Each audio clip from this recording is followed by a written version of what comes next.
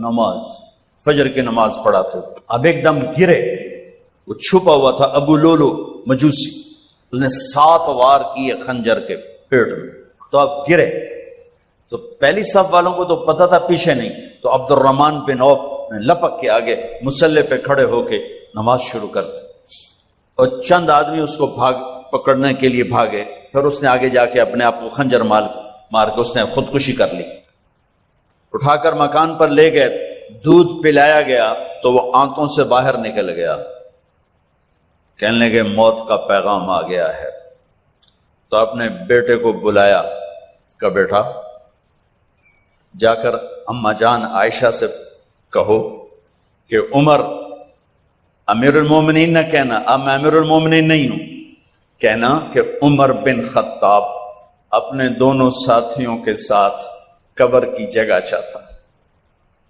اگر مجھے اجازت مل جائے تو مجھے وہاں دفن کرنا، اگر اجازت نہ ملے تو مجھے عام قبرستان میں دفن کر دیں۔ عبداللہ بن عمر تشریف لے گئے تو اماں عائشہ بیٹھی رو رہی تھی، کہ اماں جان میرا باپ عمر بن خطاب اجازت چاہتا ہے قبر کی اپنے دونوں ساتھیوں کے ساتھ، تو حضرت عائشہ رضی اللہ تعالیٰ عنہا رونے لگی، پہلے بھی رو رہی تھی، کہا عبداللہ یہ جگہ تو میں نے اپنے لیے رکھی ہوئی تھی کہ میں اپنے خامند اور باپ کے ساتھ میں بھی ایک کونے میں سو جاؤں گی، لیکن اگر عمر کی خواہش ہے تو اس جگہ کا عمر مجھ سے زیادہ حقدار۔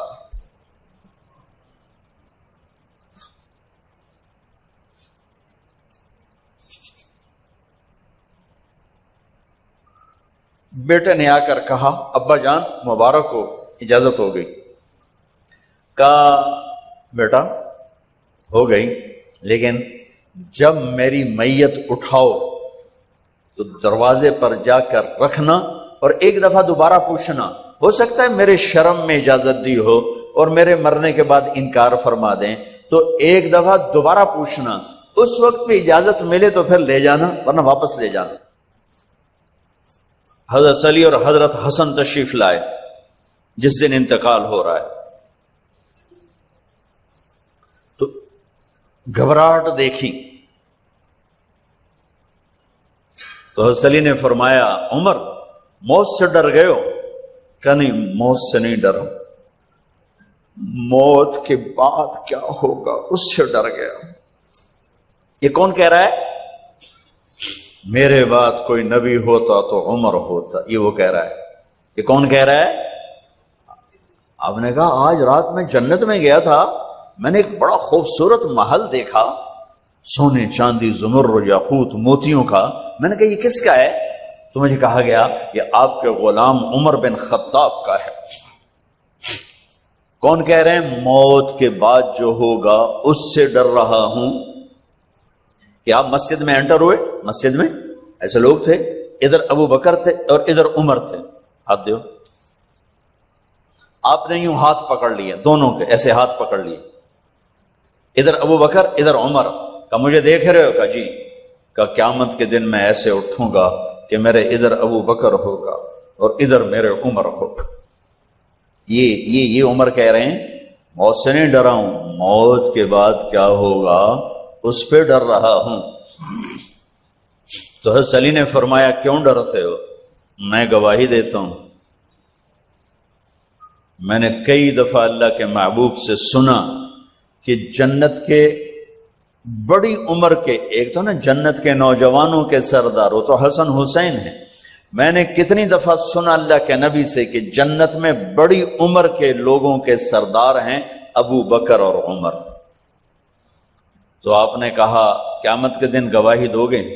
آپ نے کہا، حضرت علی نے کہا میں بھی گواہی دوں گا، میرا بیٹا حسن بھی گواہی دے گا۔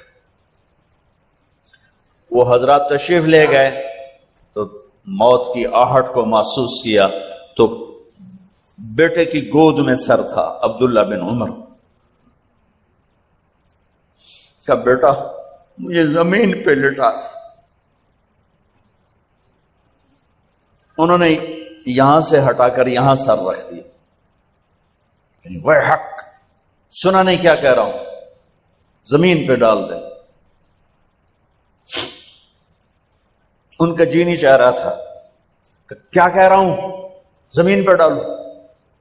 انہیں آگے کر دے، خود پیچھے اٹھ، اپنا چہرہ مٹی میں یوں رکھ لیا اور مٹی میں منہ ملنے لگے ایسے، اور کہہ رہا ہے ویل ویل لک یا عمر ان لم یغفر لک عمر ان لم یغفر لک ربک.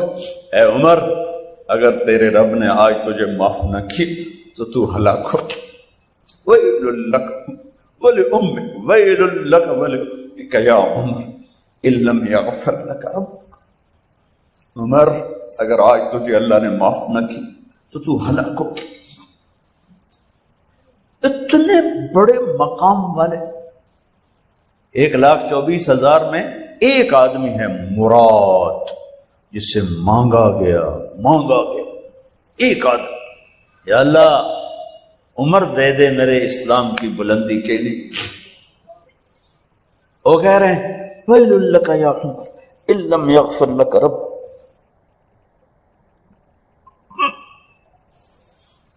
اے عمر، تو برباد ہو گیا اگر تیرے رب نے تجھے معاف نہ کی. یہ کہتے کہتے کہتے کہتے جان نکل گئی. صہیب رضی اللہ عنہ نے آپ نے وصیت فرمائی تھی میرا جنازہ صہیب پڑھائے، رومی. جنازہ پڑھایا گیا، کندھوں پہ اٹھایا گیا، اور آ کر اماں جان عائشہ رضی اللہ عنہ کے دروازے پر عبداللہ بن عمر، باقی تو کوئی پتہ نہیں تھا کسی کو، گوے ٹھہر جاؤ، جنازہ یہاں رکھ دو. پھر آگے بڑھے، دستک دی، اماں جان میرا باپ عمر بن خطاب دروازے پہ پہنچ چکا ہے، اندر آنے کی اجازت ہے.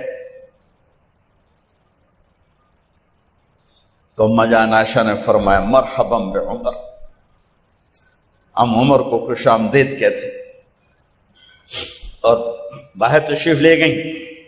وہیں حجرہ مبارک میں قبر کھودی گئی.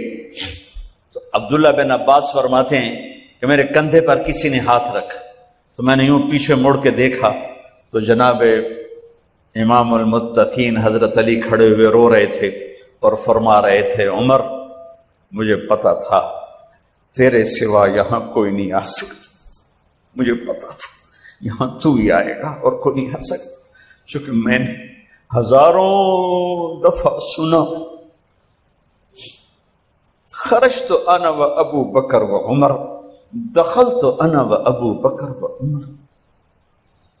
میں نے ہزاروں دفعہ اپنے نبی کی زبان سے سنا میں اور ابو بکر عمر گئے تھے، میں اور ابو بکر عمر آئے تھے، میں اور ابو بکر عمر اندر گئے تھے، میں اور ابو بکر عمر باہر گئے تھے.